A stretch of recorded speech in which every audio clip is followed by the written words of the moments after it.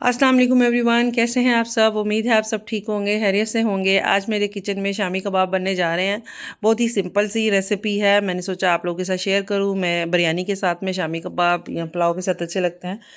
तो ये मैंने 2 प्याली जो है वो दाल की ले लिया और इसको अच्छे से भिगो दिया है और ये फूल गई है। और उसके बाद में ये 1 किलो के करीब गोश्त है, बोनलेस है ये। आप चाहे तो आप चिकन या चिकन मटन या बीफ जो किसी की गोश्त का भी इस्तेमाल कर सकते हैं।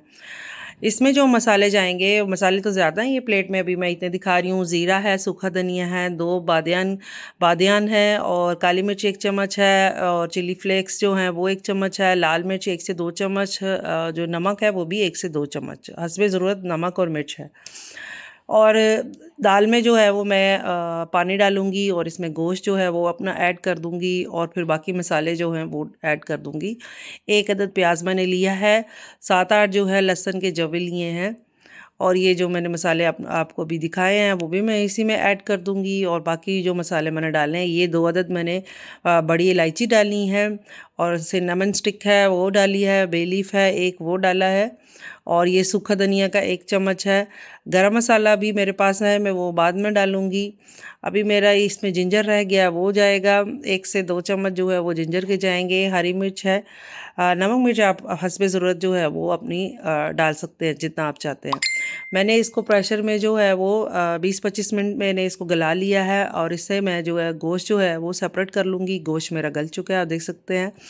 गोश्त जो है इसको मैं कूट लूँगी और दाल को मैं अलग से पीस लूँगी। चॉपर के साथ में गोश्त नहीं पीसूँगी, अदरवाइज़ जो है वो रेशा कबाब में नहीं आता। ये देख लें, मैंने इसको कूट लिया अच्छे से और ये मेरी दाल है और इसमें मैं ना गोश्त अभी ऐड कर दूँगी और फिर एक छोटा प्याज लेके मैंने उसको चॉप किया है और अपने मसाले और गोश्त और दाल में डाल दूँगी। ये मेरा गरम मसाला है।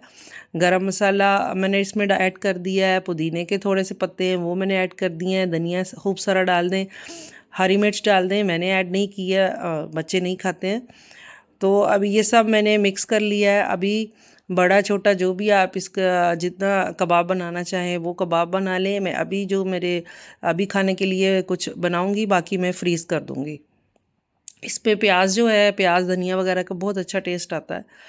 अभी मैंने ये 5-6 बना लिए हैं, अंडा बीट कर लिया मैंने और अपने शामी में इसमें डिप करूँगी और इनको फ्राई कर लूँगी 1 बाय 1। जैसे इनकी एक साइड जो है वो बन जाएगी तो मैं इसकी साइड चेंज करके इसको जो है वो डिश आउट कर लूँगी। आप इसको सलाद के साथ जो है वो चाय और बिरयानी पुलाव किसी के साथ भी खा सकते हैं। उम्मीद है आपको मेरी रेसिपी पसंद आई होगी। अल्लाह हाफिज़।